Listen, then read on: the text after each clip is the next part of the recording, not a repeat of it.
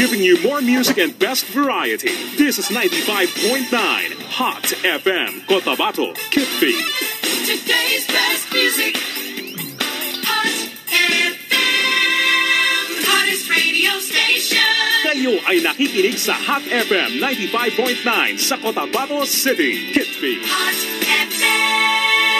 Ang susunod na programa ay isang bayad na palatuntunan. Anuman ang kanilang tatalakayin ay wala pong kaugnayan ang himpilang ito.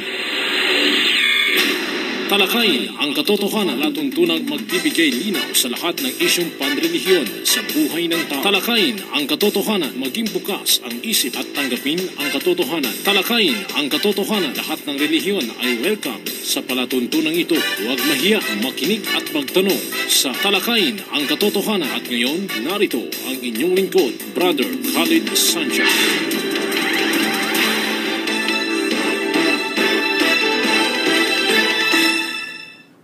Bismillahirrahmanirrahim. Qala subhanaka la ilma lana illa ma 'allamtana innaka antal alimul hakim.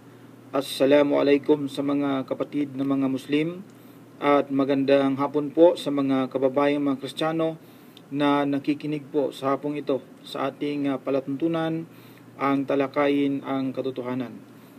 Samahan niyo po ako sa loob ng isang oras sa pagsagot ng mga katanungan patungkol sa pananampalatayang Islam. At sa muli po ang inyong lingkod, Brother Khalid Sanchez. Bago po dyan ay nais ko po munang bigyang daan ang iilan po sa ating mga panawagan. Ang Mindanao People Da'wa Association ay patuloy pa rin po sa kanyang pamamahagi ng libreng Islamikong babasahin. Ang atin pong tanggapan ay matatagpuan sa panulukan lamang ng Roales at Sinswat Street dito po sa lungsod ng Cotabato. Yan po ay bukas tuwing araw ng Lunes hanggang araw ng Biyernes, alas 9 hanggang alas 5 po ng hapon. At maging sa araw ng Sabado, alauna hanggang alas 5 din po ng hapon, ang atin pong tanggapan ay bukas din. Meron pong isinasagawang pag-aaral sa ating tanggapan. Ano po? Libre po yan. Kaya amin pong inaanyayahan ang ating mga kapatid at ang ating mga kababayan, mga Kristiyano na dumalaw po sa ating tanggapan at saliksikin ang pananampalatayang Islam. Upang sa ganon, tayo po ay magkaroon ng tamang kaalaman kung ano ba itong Islam, ano ba itong relihiyon na pinaniniwalaan ng mga Muslim. Sa atin mga kababayan, na kung saan ay patuloy pa rin po sa kanilang pagsubaybay sa ating palatuntunan. Ito po ay maaari na ring makita, marinig sa youtube.com. Ang gagawin lamang ng ating mga taga-subaybay ay i-type lamang po or i-search ang atin pong pangalan, Khalid Sanchez, at doon po ay inyong makita ang iba't ibang episode ng ating palatuntunan. Ito pong ating pangradyong o Islamikong pangradyong palatuntunan na napapakinggan dito po sa 95.9 Hot FM sa tuwing araw ng Sabado, alas 2 hanggang alas 3 po yan ng hapon. At of course, akin din pong binabati ng congratulations sa ating bagong yakap sa Islam, si Brother R o JC Salahuddin o JC Medes, na siya po ngayon ay si Brother Salahuddin. Ito po ay kabilang po sa miyembro ng kulto ni Apollo Kibuloy na siya ay yumakap sa Islam dahil nakita niya na ang Islam pala ang siyang totoong relihiyon, totoong pananampalataya na dapat aniban ng tao. Once again, congratulations kapatid. Sa mga nais pong magpadala o magtanong, ito po yung hotline number na maaari nyo pong padalhan ng mga katanungan. 0915-50-63-652. Ulitin ko po, 0915-50-63-652. 0915-50-6352. Isa pa, 0915-50-6352. Unang katanungan po sa ating palatuntunan sa hapong ito. Unang katanungan ay mula po kay texter 5912. Salam bro, waalaikum salam. Isa po akong balik Islam. May tanong ako kung pwede ba magsama ang buong pamilya sa pagsala o sa pagdasal, kahit babae at lalaki. Actually kapatid, yun po talaga ang tama eh. Yun pong magsama-sama sa pagdarasal, sapagkat yan po ay ipinag-utos ng dakilang tagapaglikha sa banal na Quran o sa maluwalhating Quran. Saan po natin mabasa yan? Yan po ay mabasa natin sa chapter 2 verse 43. Ganito po ang pagkakasabi. Bismillahirrahmanirrahim. Bismillahirrahmanirrahim. Wa aqimus salata wa atuz zakah warqa'u ma'ar rakiin. Sabi ng Allah. At kayo ay mag-alay ng sala o takdang pagdarasal at magbigay ng zakah o katungkulang kawanggawa, at kayo ay magsagawa ng ruko o pagyukod sa sala na kasama ang nagsasagawa ng sala. Sa mga nais pong sa mga tumatawag po, ako ay nagpo-program ng live, kaya po mas maigi na ipadala or send nyo lang po text ang inyong mga katanungan. Hindi po natin ma-entertain yung mga live call sapagkat tayo po ay on board, live po tayo mga kapatid. So yun po ang sabi ng dakilang tagapaglikha. Dapat nga po ito ay sama-sama. Ngunit yung mga kababaihan, narapat po na sila ay sa likurang bahagi at sa unahan po yung mga kalalakihan. Maging sa Biblia ng ating mga kababayang mga Kristiyano ay meron din pong binabanggit diyan tungkol dito sa ginagawa ng mga Muslim. Ito pong sabay-sabay na pagdarasal. No? Itong sabay-sabay na pagdarasal, ito po ay makikita natin ito sa Biblia. Itong sabay-sabay na pagdarasal ng ating unang mga Muslim. Saan po mabasa yan? Sa Biblia. Yan po ay mabasa po sa aklat ng Zefanias 3 o 3 po. Ang talata po ay 6, no? Zefanias 3 6 o 9, no? Zefanias 3:9, ganito po ang pagkakasabi. Sapagkat akin ngang sasaulian ang mga bayan ng dalisay na wika, upang silang lahat ay makatawag sa pangalan ng Panginoon, na paglilingkuran siya na may pagkakaisa or sama-sama. Yun po ang sinasabi ng Biblia. At kapag usapan po natin ang dalisay na wika, wala pong wika sa buong mundo na pure or dalisay maliban po sa Arabic, no? Pure o dalisay po. Yan po ang isa sa mga wika na ginamit ng dakilang tagapaglikha sa kaniyang kapahayagan na kanyang ibinigay sa kanyang mga propeta. At yan din po ang huling wika na ginamit sa huling kapahayagan. Ano po? Siguro kapag may time tayo, later on or sa susunod na mga palatuntunan, ay ating tatalakayin kung bakit ang Arabic ay dalisay na wika. Ano po? Dahil alam ko po, marami po ang tataas ang kilay at sabihin paano naging dalisay na wika ang Arabic. Ano po? Ano ang mga mga factors na dapat maikonsidera at ito ay naging dalisay na wika. Ayan po. Sunod po na katanungan ay galing naman po kay Brother Jom di Mapalaw. Nakaraang tanong niya 9595. Sabi niya, salam, walaikum salam.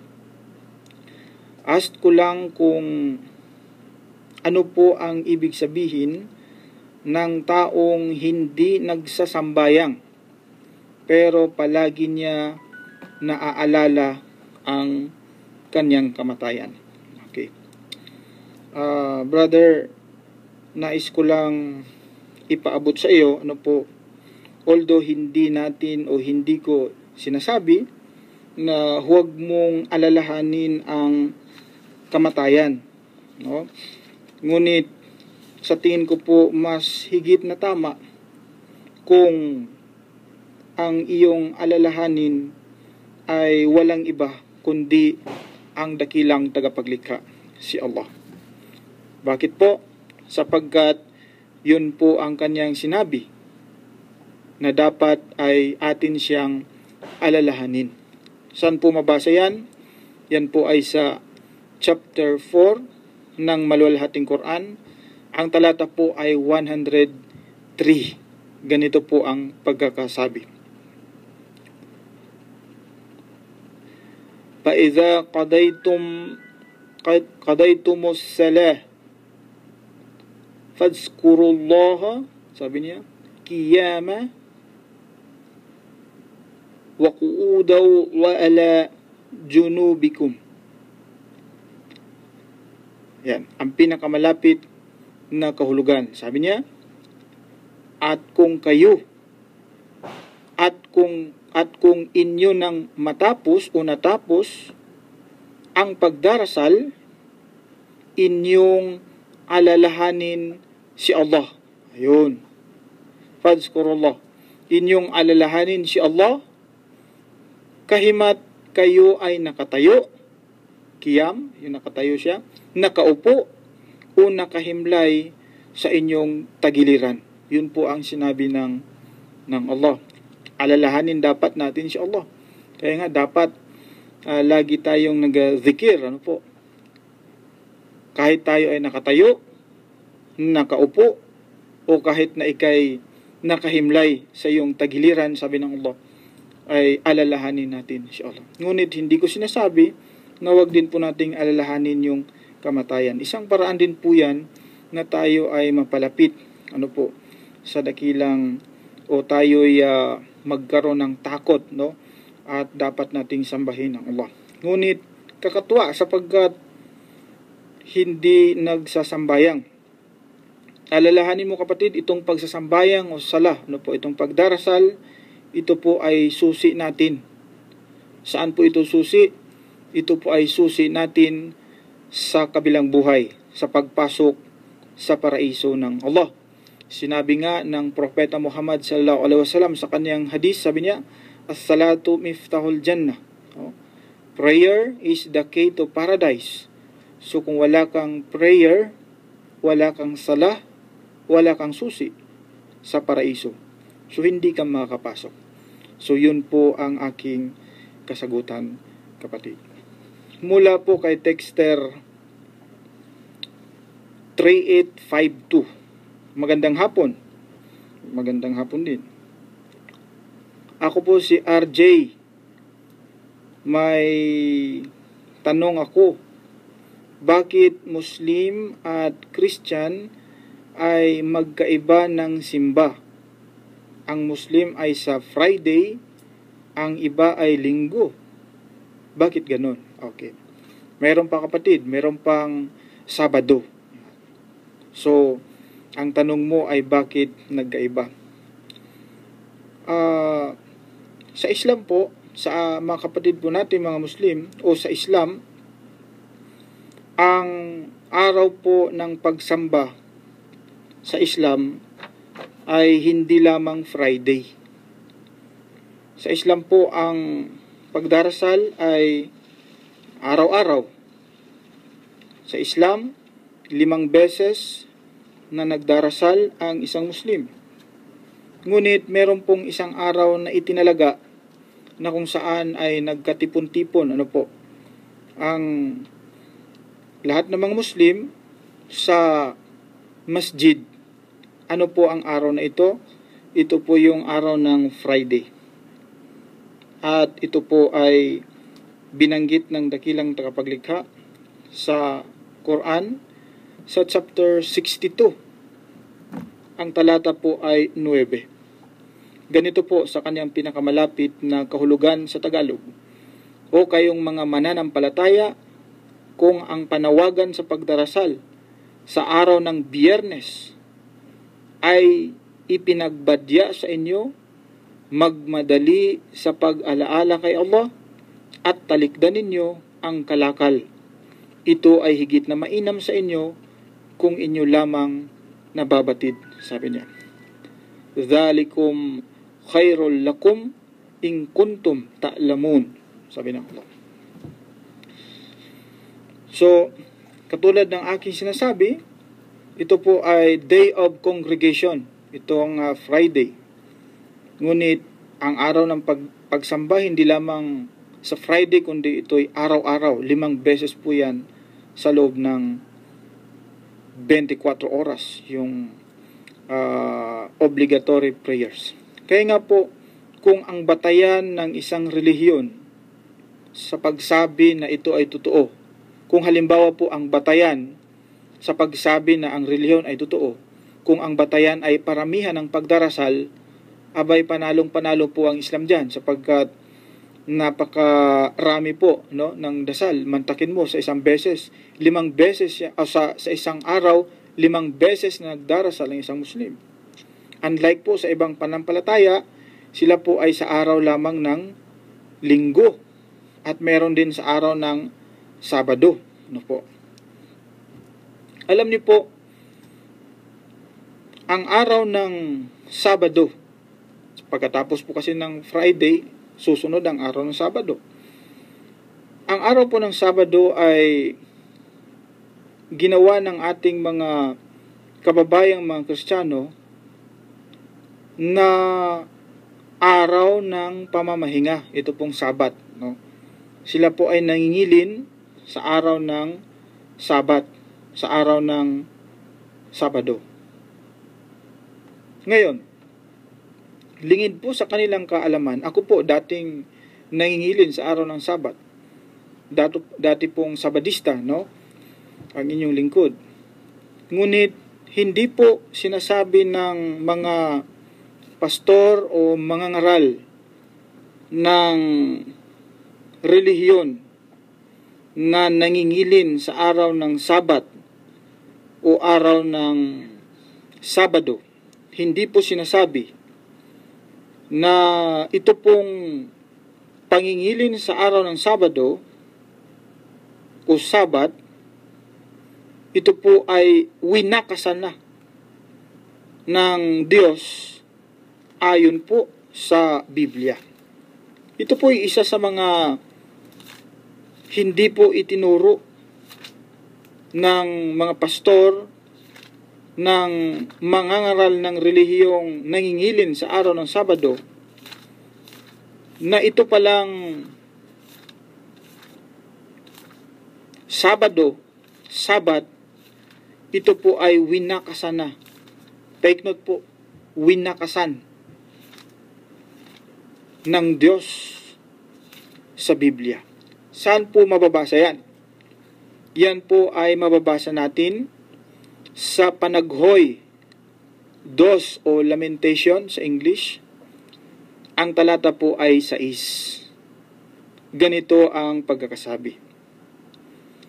At kanyang inalis na may karahasan ang tabernakulo niya, na gaya ng nasa halamanan. Kanyang sinira ang kanyang mga dako ng kapulungan. At winakasan ng Diyos ang takdang kapulungan at araw ng pamamahinga. Winakasan daw po ng Diyos ang araw ng pamamahinga. Ayon po yan sa Biblia. Sino po ang nagwakas nito? Hindi po ang tao. Wala po kasing karapatan ang tao na wakasan ang isang doktrina o kautusan na ipinag-utos ng Diyos. Abay kung ang Diyos po ang nag-utos na ikay mangilin sa araw ng Sabado, abay wala ka pong karapatan na wawakasan ito. Ang tanging may karapatan po na wakasan ang pangingilin sa araw ng Sabado ay ang Diyos din. Siya ang may karapatang magwakas nito sapagkat bakit? Kanya itong batas po. Utos niya po yan noong sa panahon ni Musa o Moses alayhi salam. Kaya siya rin po ang may karapatang magwakas nito. Kaya nga, ayon po sa ating binasang talata, ang pangingilin sa araw ng Sabado, ang pangingilin o ang araw ng pamamahinga na ginagawa sa araw ng Sabado, ito po ay winakasan na ng Diyos. Ayon po yan sa Biblia. Kaya po wala na pong saysay ang isang Sabadista na siya ay mangingilin sa araw ng Sabado. Wala na pong saysay yon sapagkat ayon po sa kanyang Biblia, ito po ay winakasan. Now, winakasan po sa lumang tipan po yan. Kaya nga, sa pagdating po ng bagong tipan, sa pagdating po ni Kristo, si Kristo po, hindi po siya nangilin sa araw ng Sabat. Ano po ang patunay na maging si Kristo ay hindi po nangilin? Ito po, si Kristo mismo, sinira niya ang araw ng Sabat. The fact na sinira niya, ibig sabihin hindi po siya nangilin. Ano po ang patunay? Yan po ay mabasa natin sa Juan 5, ang talata po ay 18, ganito ang pagkakasabi. Dahil dito nga'y lalo ng pinagsikapan ng mga Hudyo na siya ay patayin. Si Kristo raw ay pinagsumikapang patayin. Sapagkat hindi lamang sinira ang araw ng Sabat. Kita niyo po. Kundi tinatawag din naman ang kanyang sariling Ama, ang Diyos na siya'y nakikipantay sa Diyos. Sabi po sa talata, sinira ni Kristo yung araw ng Sabat. So maging si Kristo hindi po nangingilin o nangilin sa araw ng Sabat. Sapagkat alam po ni Kristo na ang pangingilin po sa Sabat, ito po ay winakasan na ng Diyos. Ayon po yan sa Biblia. Ngayon, mas malupit itong linggo na ginawang araw ng pagsamba ng ating mga kababayan, mga Kristiyano din na hindi mga Sabadista, sapagkat ginawa nilang linggo, isang bagay na wala ring batayan sa Biblia. Maging si Kristo hindi nga nangilin sa araw ng linggo. Wala nga pong mabasa na dapat ay linggo ang araw ng pangingilin ayon sa Biblia. Wala pong mabasa ang ganyan . So bakit po nagkaiba? Yung Saturday o itong Sabat, bakit may pagkakaiba dito? Ano ang dahilan at may pagkakahidwa tungkol dito? Meron pong sinabi ang Allah sa maluwalhating Quran. Ito po ay sa chapter 16, 124. Tungkol po ito sa Sabat. Sabi na Bismillahirrahmanirrahim. Innama ju'ila sabatu ala alladhina ikhtalafu fih wa inna rabbaka la yahkumu bainahum yawmal qiyamati fima kanu fihi yakhtalifun.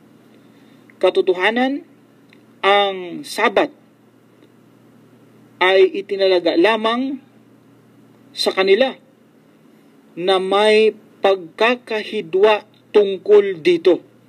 at katotohanan ang iyong Panginoon ay hahatol sa pagitan nila sa araw ng muling pagkabuhay hinggil sa bagay na hindi nila pinagkasunduan. Yun po ang sinabi ng Allah tungkol sa Sabat. No po. So, merong pagkakahidwa, no? O merong pagkakaiba.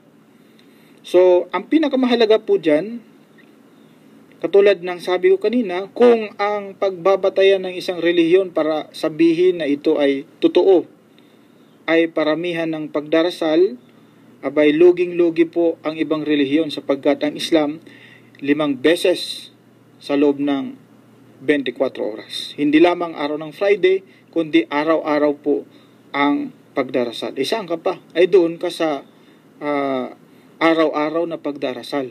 At least araw-araw meron kang kontak sa dakilang tagapaglikha. Yun po ang aking kasagutan. Mula po kay Texter 4774, ito po yung ating tagapakinig na kaanib ng Ang Dating Daan ni Eli Soriano, no po, dito sa Cotabato. Sabi niya, hindi po totoong kapayapaan ng Islam dahil kayo pa ang nagsimula ng gulo sa kapwa. Ito po ay galing kay 0905, no? 599-4774. Yun po. Isang kaanib ng Dating Daan na nakikinig po sa atin. Ang sabi niya ay hindi raw totoong kapayapaan ng Islam sapagkat ito raw ang nangunguna sa kaguluhan. Himay-himayin po natin ang kanyang sinabi. Although wala po siyang katanungan, siya po ay naghusga at ang kanyang husga hindi raw po kapayapaan ng Islam sapagkat ito raw ang nagsimula ng gulo sa kapwa. Balikan natin ang kasaysayan.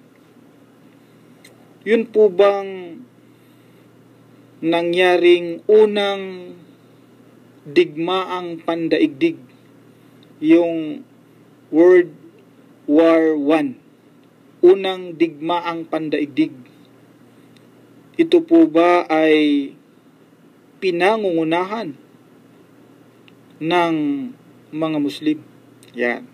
Yan po ay patanong po para sa ating taga-subaybay na kaanib ng Ang Dating Daan. Yung unang digmaang pandaigdig, mga Muslim po ba ang promotor ng unang digmaang pandaigdig? Yan. So by history, alam natin kung sino ang promotor dyan. Yun pong ikalawang digmaang pandaigdig, Muslim din ba ang nanguna sa digmaang ito? Yung mga Muslim ba ay sila ba ang promotor ng ikalawang digmaang pandaigdig? Yun.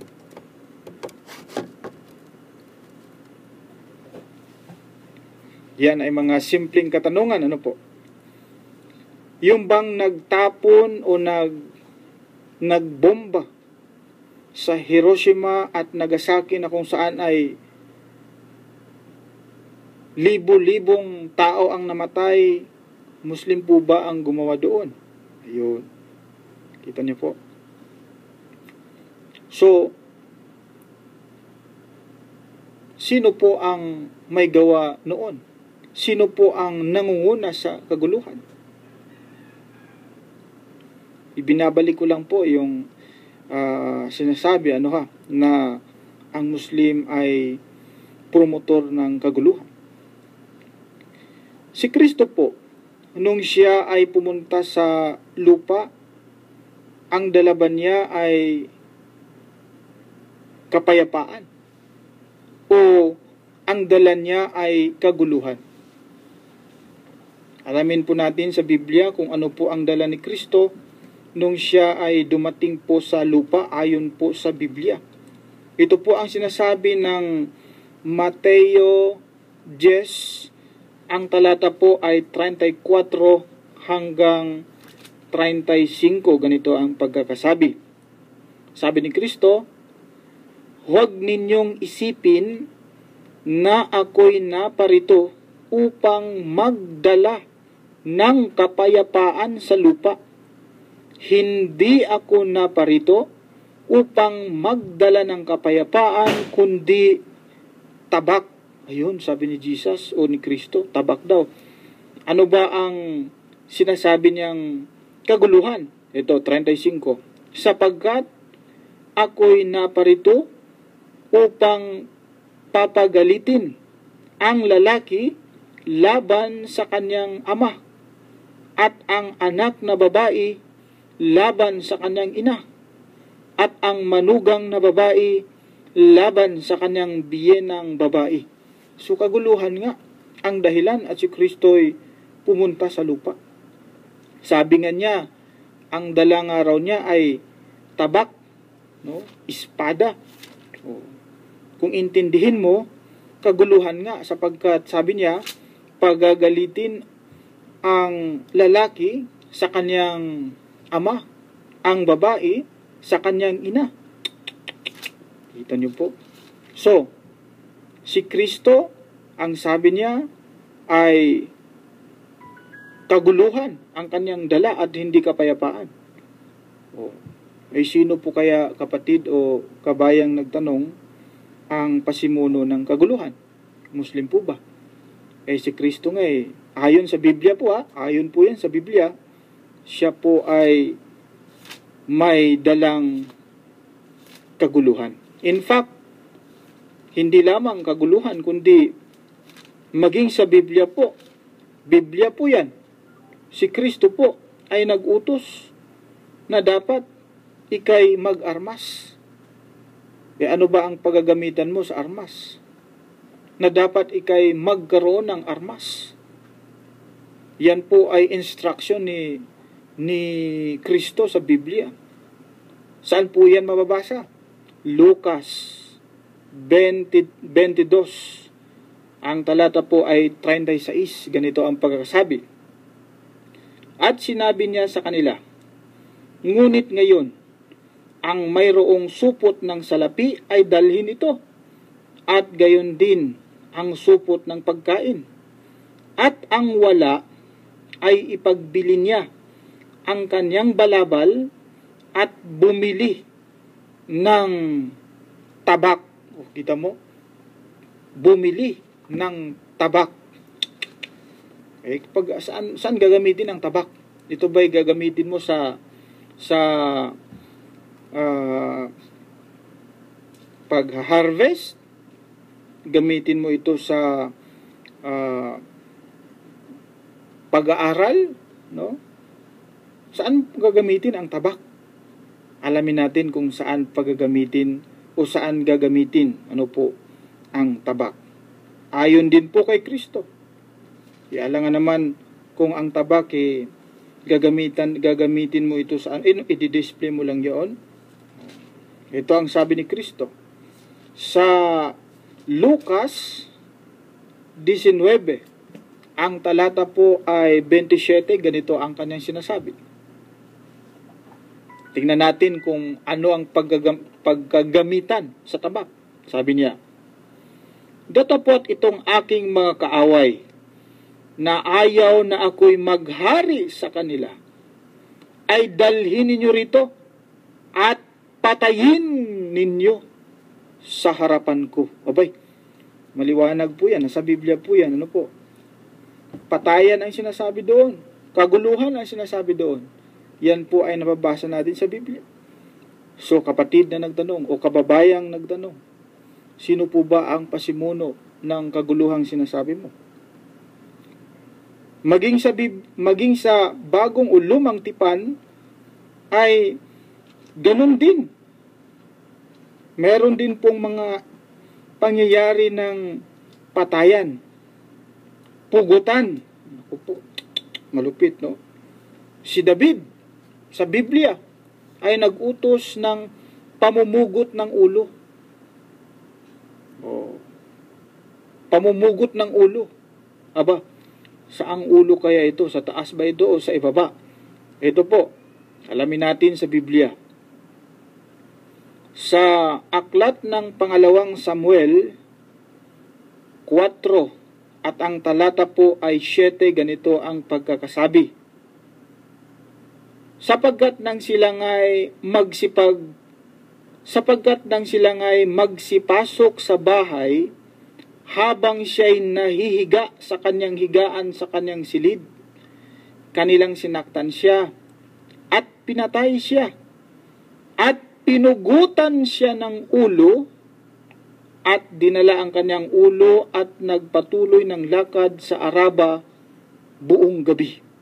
Kita mo, pinugutan ng ulo. 12, ganito pagkasabi. At iniutos ni David sa kanyang mga bataan at pinatay nila sila at pinutol ang kanilang mga kamay at ang kanilang mga paa at ang mga ibinitin sa tabi ng tangke sa Hebron. Ngunit kanilang kinuha ang ulo ni Isboset at inilibing sa libingan ni Abner sa Hebron. Kita niyo po, yun po ay pugot ulo, pugot kamay, pugot paa. Sino nag-utos? Si David. Saan mabasa? Sa Biblia po. O hindi po ba yung maliwanag na kaguluhan po yan? O, isa pa, mabasa rin po natin sa Biblia. Pugot ulo pa rin po ito. Unang Samuel 17, ang talata naman po ay 51. Ganito ang pagkakasabi. Nang maggagayoy tumakbo si David at tinunghan ang Pelisteo at kinuha ang kanyang tabak at binunot sa kanyang kaluban at pinatay siya at ipinagpugot ng kanyang ulo. At nang makita ng mga Pilisteo na ang kanilang bayani ay patay na, sila'y tumakas. Pugot ulo pa rin po yan. Biblia. Sa panahon po yan ni David. Mas malupit itong kay Moses. Sa Biblia pa rin po ito. Bakit po mas malupit itong kay Moises? Sapagkat ang ginawa ni Moises, hindi lamang ito pugot ulo, kundi ito po ay massacre. Take note, massacre po yan. Nasa Biblia. Saan po mabasa yan? Sa mga aklat o sa aklat ng mga bilang 31. Ang mga talata po ay 17 hanggang 18. Ganito ang pagkasabi. Ngayon nga ay patayin ninyo. Kita niyo po. Ang lahat ng mga batang lalaki at patayin ninyo ang bawat babae na nasipingan ng lalaki. 18. Ngunit ang lahat ng batang babae, yung mga virgin, na hindi pa nasipingan ng lalaki, ay buhayin ninyo upang mapasa inyo. Kita niyo po. Delikado po yan. Kung ikay andoon at hindi ka na virgin, kasama ka doon sa papatayin. Utos po ni Moises po yan. Ang iiwan lang po yung mga virgin. Aba, bakit? Sapagkat upang ito ay mapasa inyo. Can you imagine po? Abay, sino po ang sa tingin nyo'y walang kapayapaan o magulo? Sa Biblia, pinapatay yung mga ayon po sa utos ni Moses. Ang iiwan lang yung mga hindi na o yung virgin. Ito, mas malupit din po ito. Basa ulit tayo. Sa aklat po ng pangalawang Samuel. Bakit malupit ito? Sapagkat kung doon sa unang binasa natin o doon sa huling binasa natin ay magtira ka ng mga virgin at yun ang i-spare mo no, para hindi mo papatayin, dito po malupit. Bakit? Dahil kahit bata papatayin. Nasa Biblia din po yan. Saan po natin mababasa yan? Pati yung bata, pati yung mga hindi na bata na sumususo, papatayin din po yun. O ito, sa unang Samuel 15, ang talata po ay 3. Ganito po ang pagkakasabi. Ngayoy yumaon ka at saktan mo ang Amalek at iyong lubos na lipulin ang buo nilang tinatangkilik at huwag kang manghinayang sa kanila, kundi patayin mo ang lalaki at babae, sanggol at sumususo, baka at tupa, kamelyo at asno. Malupit yan. Pati yung sanggol, papatayin. No? Bata, matanda, sanggol, mantakin mo, papatayin. Pati yung sumususo, naku, alam po natin, hindi lahat ng sumususo, sanggol. Haba, paano po yung mga matatanda na mahilig pa rin sumususo o sususo? Kasama po yan sa papatayin, ayon po sa Biblia. No? Malupit ito. Aba, kung yan po ang pagbabatay natin na kabayang kaanib ng ang dating daan, no, 4774, abay, sino po kaya ang magulo? Sapagkat sa Quran po, bawal po ang pumatay nang wala pong o hindi justified, hindi makatarungang rason. Bawal po ang kumitil ng buhay ng tao. Saan po yan mabasa? Ito po, sa chapter 17, verse 33 ng maluwalhating Quran. Bismillahirrahmanirrahim. Sabi ng Allah, wala taqatulun nafsallati haramallahu illa bilhaq, sabi niya. At huwag ninyong patayin, sabi ng Allah, ang sino man na ipinagbawal ni Allah, malibang ito ay nasa makatarungang paraan. Bawal po pala sa Islam ang pumatay. Bawal po ang manggulo sa Islam. Bawal ang pumatay. Sa Biblia po, pwede po yan. Kapag pagbabatayan po yung mga talatang aking binasa, hindi lamang ordinaryong pagpatayon, masakir po yan. Sa Quran po, walang ipinag-utos dyan na patayin pati yung mga sanggol, yung mga inosente. Walang ipinag-utos sa Quran na ikay papatay ng mga sumususo. Walang ipinag-utos dyan na ikay mangmasakir. Maliban na lang, no po, kung ito ay bilhaq ang pinag-uusapan. Illa bilhaq, sabi ng Allah. Kung para po sa katarungan, pwede po yan. Para po sa katarungan. Pero kung hindi po para sa hak na sinasabi, abay bawal po yan. Ang katapat po ng isang buhay na kinitil ay parang kinitil nyo po ang buhay ng sangkatauhan.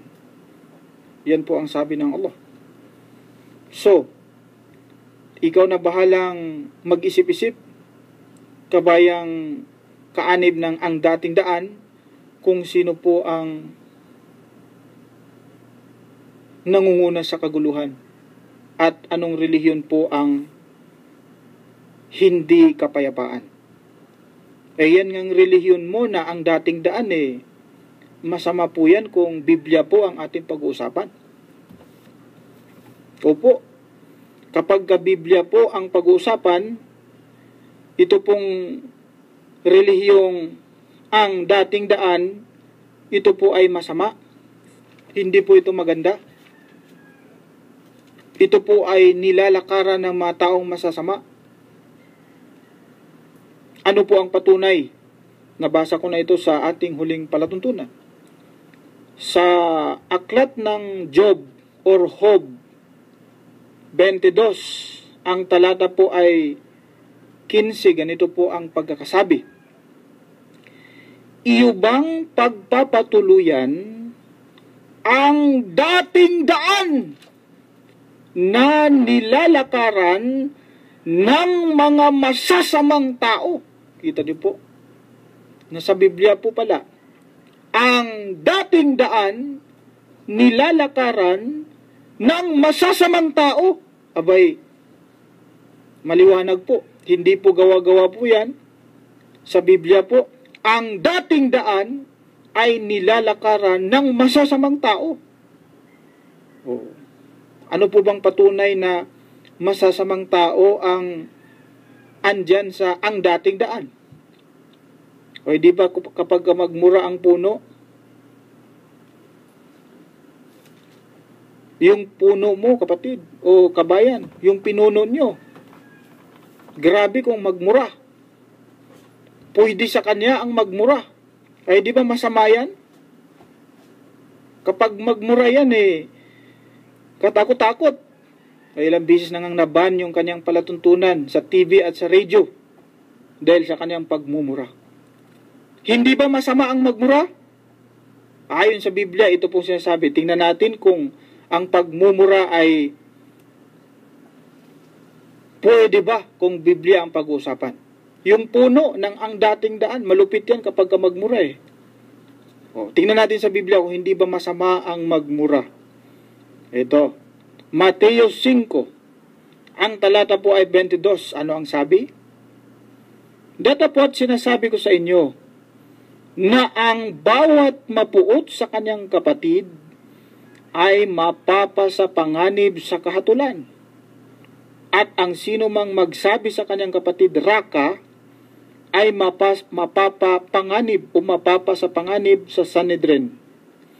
At ang sino mang magsabi, ulul ka, ay mapapasapanganib sa impyerno ng apoy. Abay, masama pala. Sabi ni Kristo sa Biblia, magsabi ka ng ulul ka, ay maimpyerno ka. Sa relihiyon mo, kabayan kabayang kaanib ng ang dating daan hindi masama ang magmura. Lalo na kapag ang minumura mo ay hindi mo kapatid. Kapag hindi mo kapatid, hindi masama sa kanilang magmura. Sa Biblia, bawal po yan, masama po yan sabi ni Kristo, magsabi ka sa iyong kapatid, ulul ka, abay maimpyerno ka. Yung nagsabi, ulul ka. Kita mo naman kung magmura yan. Lahat ng pagmumura na katakot-takot ay marinig mo sa kanya. Tapos ang ilulusot niya, abay, basahin mo yung 22. Ang sinasabi dyan bawal magmura kung kapatid mo ang mumurahin mo. Paano kung hindi niya kapatid sa pananampalataya? Pwedeng magmura. Ganon ang interpretasyon niya. Alamin natin kung yun bang sinasabing kapatid mo ay ano yun siya. Alamin natin sa mga bunganga ni Kristo. Ano tayo? Ayon sa kay Kristo. Ito sabi ni Kristo. Tingnan natin kung meron bang dito, sinasabing exemption sa kapatiran. Ito sabi ni Kristo. 23 ng Mateo, ang talata ay 8. Datapwat kayo'y huwag patawag na Rabi, sapagkat iisa ang inyong guro, at kayong lahat ay magkakapatid. Lahat daw kayo, sabi ni Kristo, magkakapatid. Regardless kung anong pananampalataya mo, magkakapatid daw kayong lahat, sabi ni Kristo di ba sabi ni Kristo, kapag magsabi ka ng ulul ka sa iyong kapatid, ikay maimpyerno. Yan. Di ba masama yun? Tama talaga yung sinabi ng 22:15 ng Job, na itong ang dating daan ay nilalakaran ng mga masasamang tao. Yung puno mismo siya ang pangulo ng kasamaan. Bakit? Pangulo ng pagmumura. Kaya nga po napakalupit nila sa pagmumura impyerno ang bagsak ng taong nagmumura ayon sa kanyang Biblia. Kaya nga po sa aming mga Muslim, bawal po sa amin ang magmura. So imbis na ang sabihin namin ay yung pagmumura mas maigi po na ang sabihin ay katulad ng Allahu Akbar, no? Alhamdulillah, no? Masya Allah, Subhanallah. Lahat ng yaon ay nandoon ang pangalan ng dakilang tagapaglikha. Yun. So, yan po ang ating kasagutan, kapatid.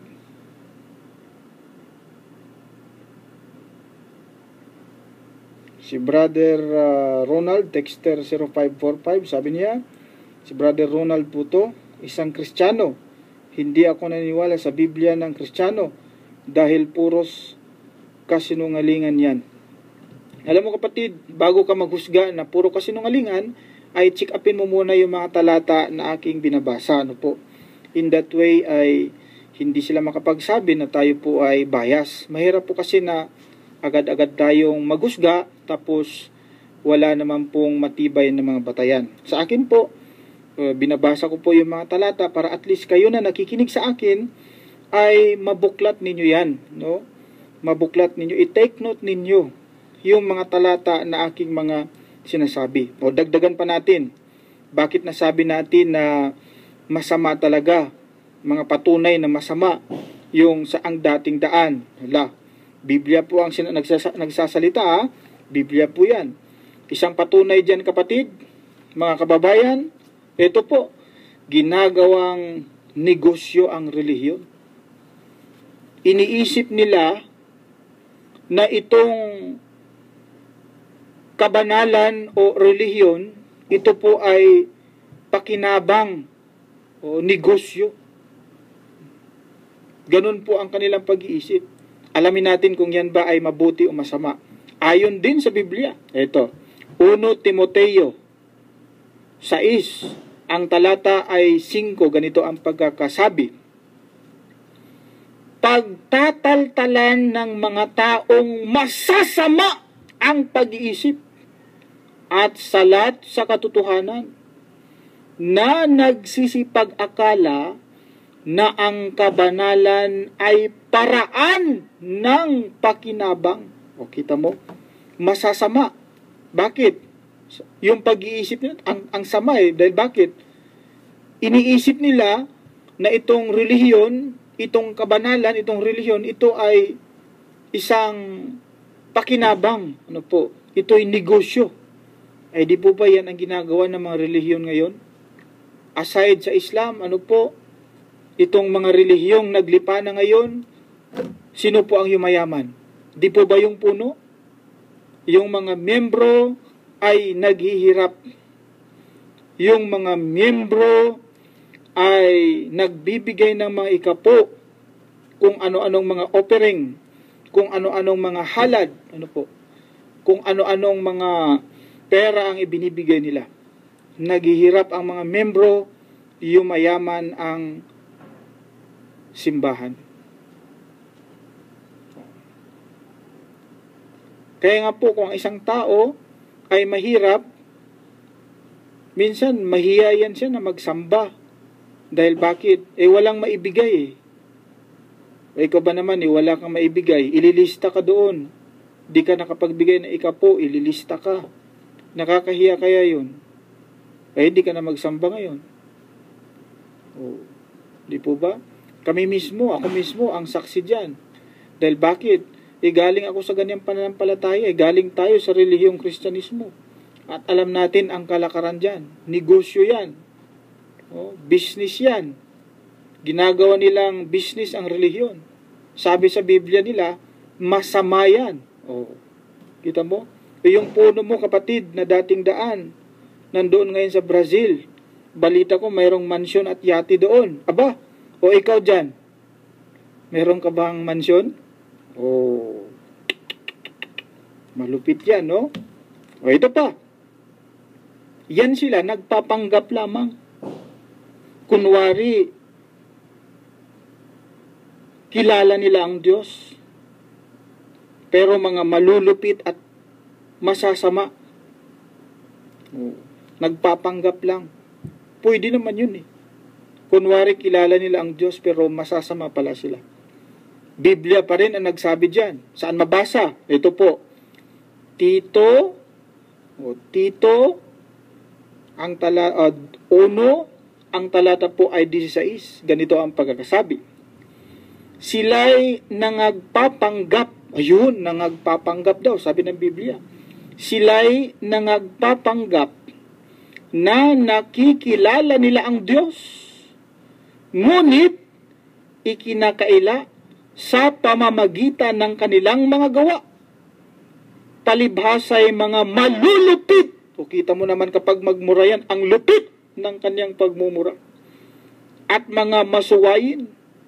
At mga itinakwil sa bawat gawang mabuti. Yun po ang katotohanan diyan.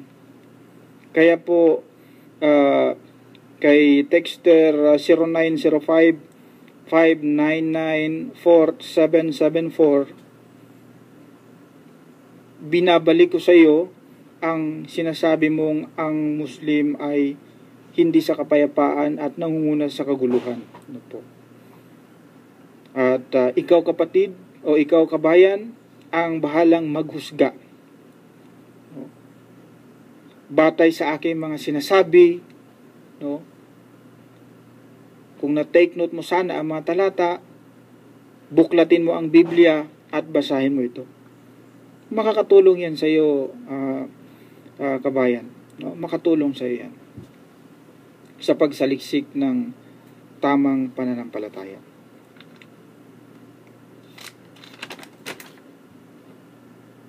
Naway gabayan ka, no, sa matuwid na pananampalataya.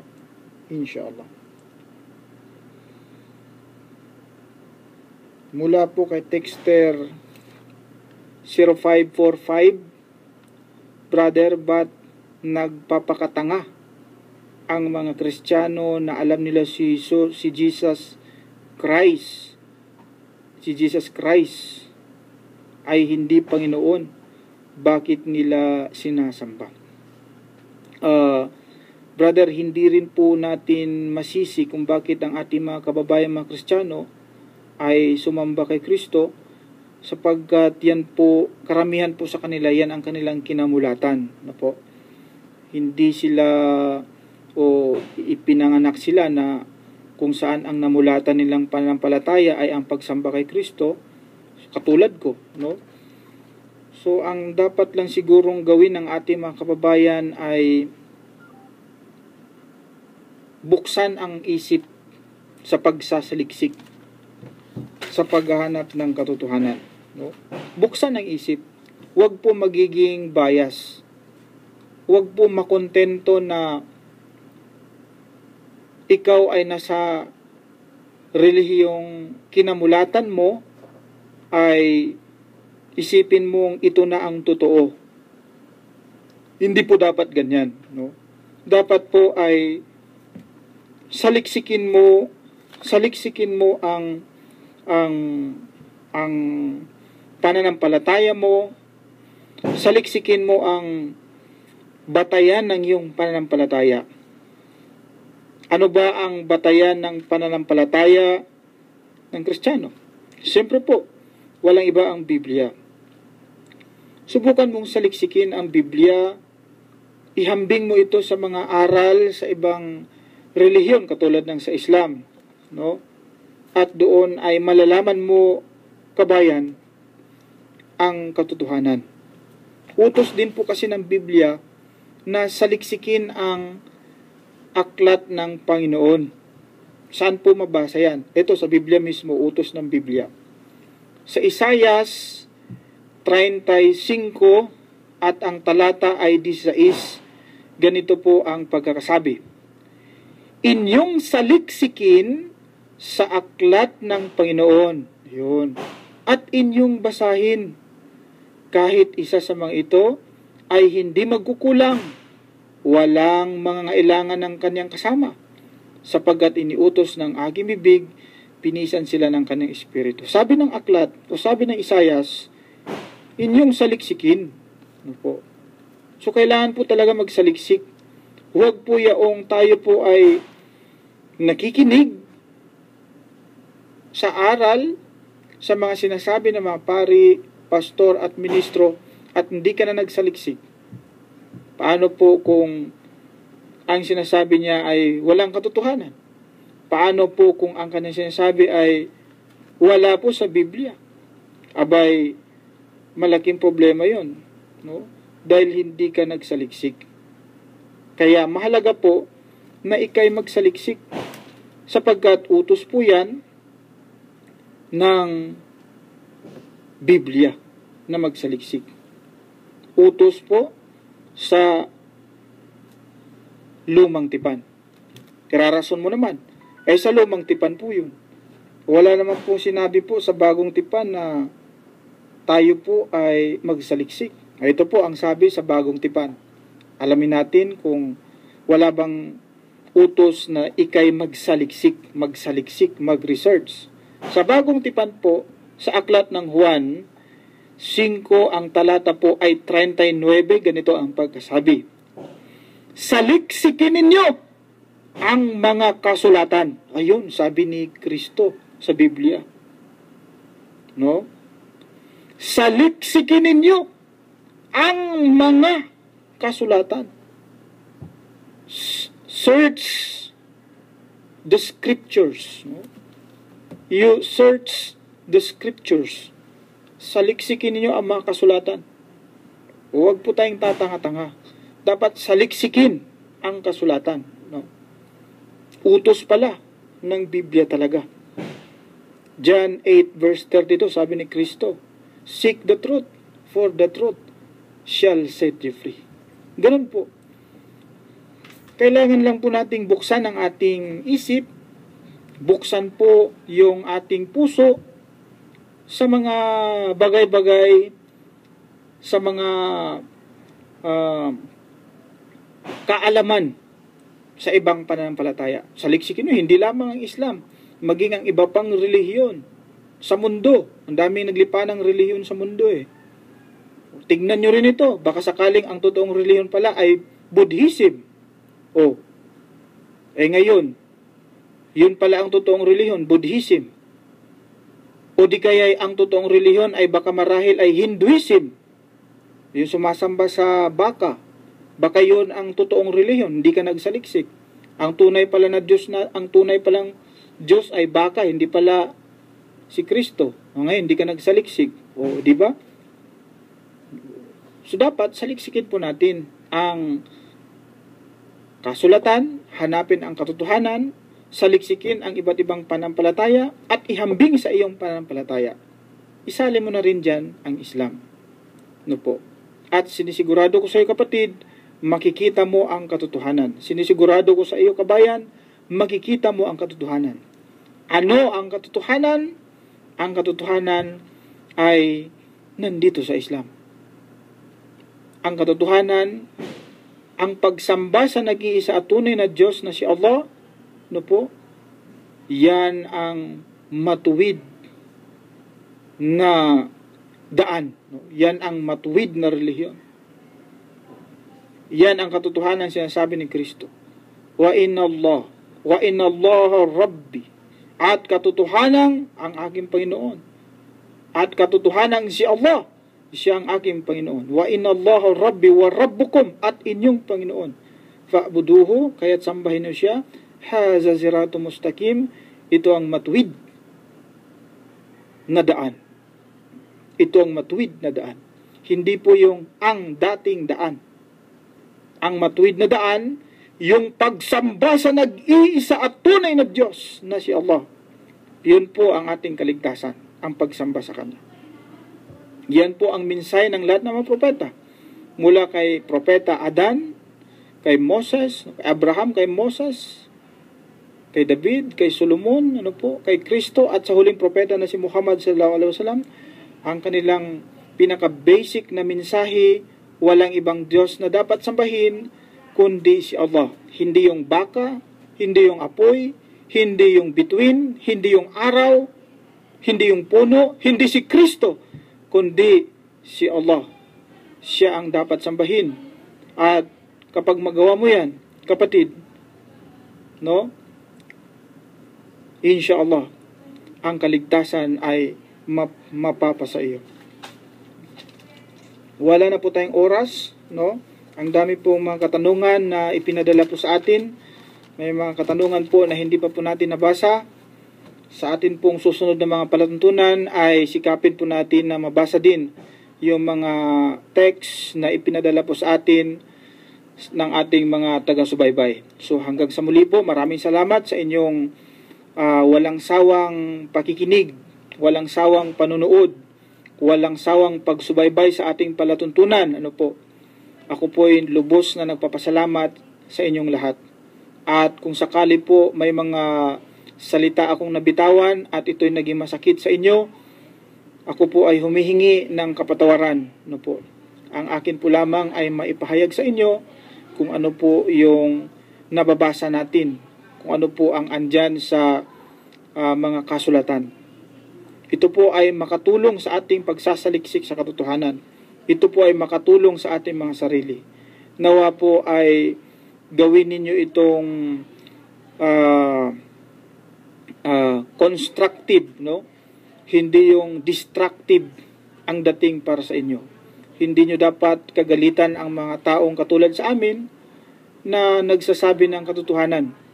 Kahit po ito'y masakit, sinasabi po namin sapagkat ang after po namin, ang amin pong intensyon ay maipaalam sa inyo kung ano po ang katotohanan. Yun lamang po, no? Makakatulong po yan sa atin. At katulad ng aking paulit-ulit na sinasabi, kung meron pong masakit na napakinggan ninyo, ito po ay inihingi ko ng kapatawaran. Maraming salamat po at hanggang sa muli. Ito po ang inyong kapatid, Brother Khalid Sanchez. Assalamualaikum warahmatullahi wabarakatuh. Only station that gives you the latest music and information. This is Hot FM 95.9, Cotabato.